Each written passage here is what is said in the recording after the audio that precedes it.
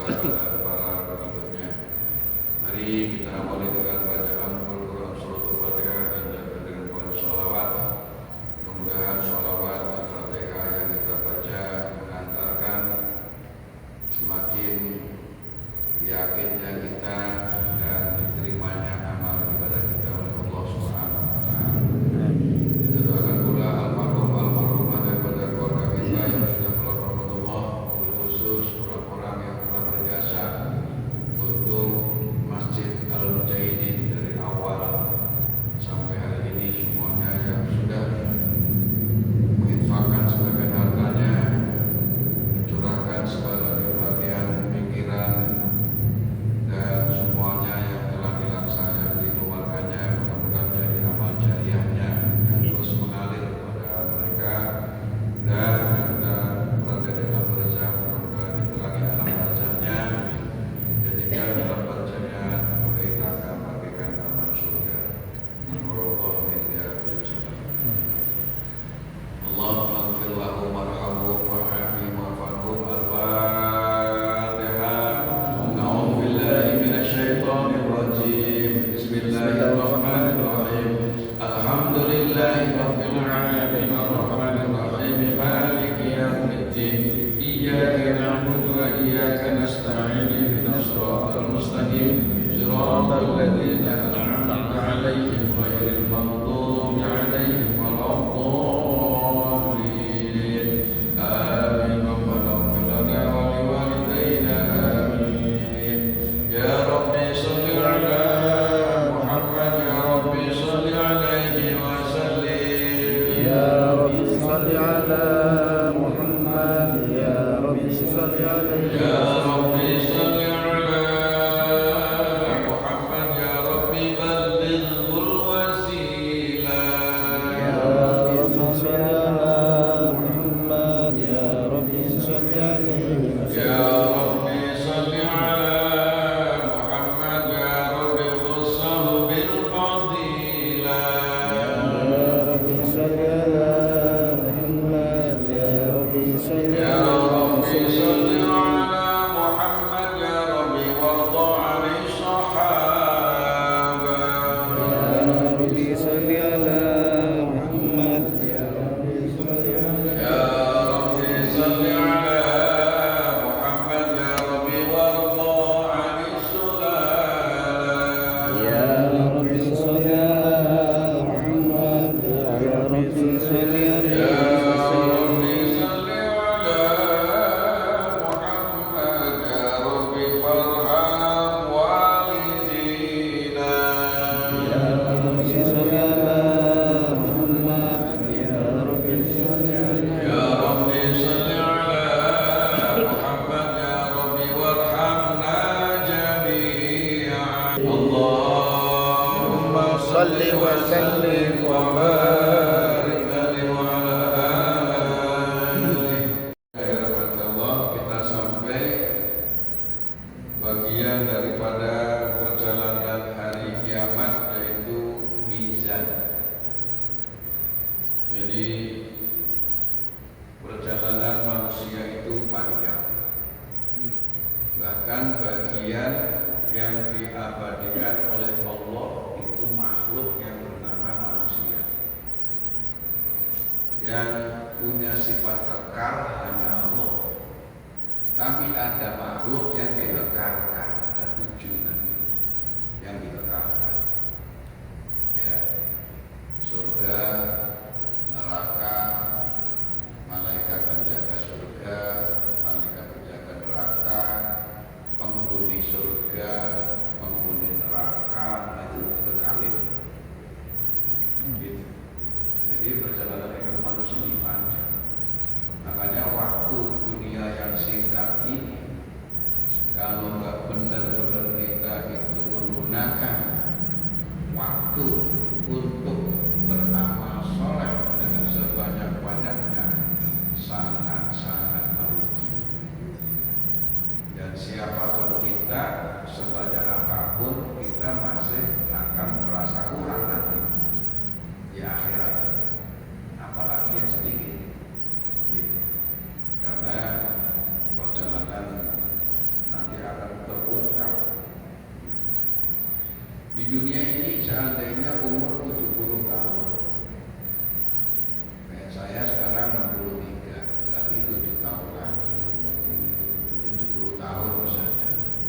Dan orang sekarang 70 tahun itu ya sudah pantas. Pantas ngapain? Zikir. Pantas meninggal. Zikir. Yang kurang dari itu ya banyak. Yang Sanggup lebih ya ngomongnya. alhamdulillah. Nggak sanggup ngomongnya. Seandainya umur 70 tahun, saya 70 tahun. Nah, kemudian sejak saya meninggal terjadinya hari kiamat misalnya masih ratusan tahun, 500 tahun lagi misalnya kiamat. Berarti di dunia saya dengan dibanding di alam kubur, baru alam kubur saja sudah statik. Jadi sangat singkat. Gitu. Baru urusan alam kubur, belum sampai terjadi hari kiamat. Baru dengan alam kubur saja udah lamaan dikubur dengan kita di dunia, ya kan? Itu kalau umur 70. Apalagi yang sudah meninggal udah ratusan tahun, udah meninggalnya udah ribuan tahun. Di alam kuburnya sudah ribuan tahun, di dunianya nggak berapa, ya kan? Jadi terasa dunia itu singkat itu kalau kita bandingkan. Tapi kalau kita nggak merasa itu, ya kelihatannya kan lama. Nah, perjalanan akhirat ditiup sangkakala berarti kiamat. Ya. Nah, setelah kiamat, kemudian ditiup sangkakala yang kedua, lalu bangkit manusia dari alam kubur.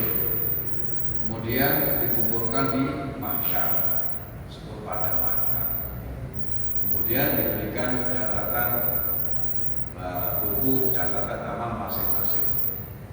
Ya, kita Pa'aman utiya kita baru biyaminihi fasawfa yuhasabu hisaban yasira kita. Kemudian hisab, dihitung semua perbuatan kita yang kita lakukan dari mulai akil balik sampai meninggal dunia dihitung kan, semua dihitung, nggak ada yang nggak dihitung, mau baik mau buruk mau besar mau kecil mau ikhlas mau nggak ikhlas semuanya dihitung. Gitu. Namanya hisab itu. Nah, setelah itu kemudian nanti ada syafaat Rasul. Sudah kita bahas kemarin syafaat. Ya, kita itu sangat mengharapkan syafaat. Siapa diri kita, berapa amal kita. Kalau kita nggak ngerti syafaat Rasulullah, celaka. Gitu. Dan orang yang paling mendapat syafaat, orang yang ketauhidannya murni, orang yang mempertahankan kemurnian, itu yang paling berhak menerima syafaat Rasul dan yang paling mengikuti sunnah Rasul, termasuk yang paling banyak membaca sholawat, kan?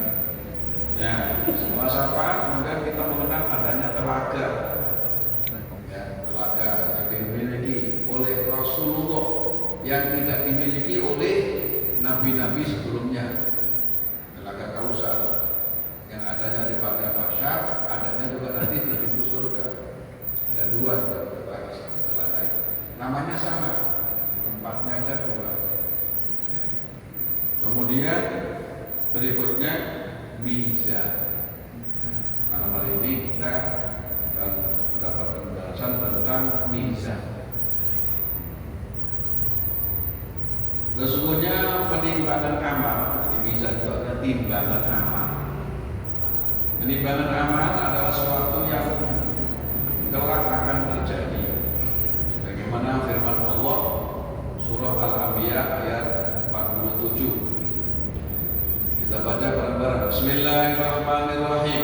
Bismillahirrahmanirrahim. Wa nadha'ul mawazina al-qista liyaumil qiyamati wa la tudlamu nafsun syai'an wa in kana misqala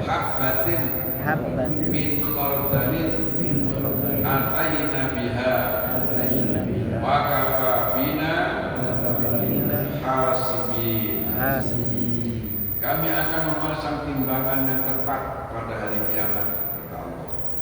Maka tidak ada seorang pun yang sedikit dirugikan, nggak ada yang dirugikan, semuanya tepat. Dan jika ada amalan itu hanya seberat dijamin kami akan mendatangkan pahalanya, maka cukuplah kami sebagai pembuat perhitungan. Quran Surah Al-Anbiya ayat 47. Bagi seorang yang perkara hisabnya telah selesai dilaksanakan, lalu amal ibadahnya pun telah disempurnakan dan telah diberikan ganjaran pahala, maka berikutnya adalah penimbangan amal ibadah agar masing-masing mengetahui dengan jelas apakah amal baiknya lebih berat atau amal buruknya yang lebih berat. Jadi proses mizan itu setelah hisab itu sudah dihitung semua, dari mulai akil balik sampai kapan kita meninggal, semua yang kita lakukan itu semua udah dihitung gitu. Kemudian ditimbang untuk memenuhi keadilan. Gitu. Kalau sudah ditimbang itu nggak puncak, karena banyak belum tentu berbobot, sedikit belum tentu enteng. Nanti akan dilihat sejauh mana keikhlasannya. Kita sholat maghrib bareng-bareng, secara kuantitas semua mendapat 27 derajat. Itu keuntungan orang yang berjamaah, gitu. Tapi kualitasnya, kekhusyuannya satu sama lain beda apa enggak? Beda. Gitu. Nah itulah mungkin mizan itu fungsinya di situ. Secara hitungan podo oleh 27, ya 27. Tapi mentesnya ini 27 ini ada yang mentes, ada yang kopong, ada yang isinya separuh, masing-masing. Tapi imam dapat 27. Gitu.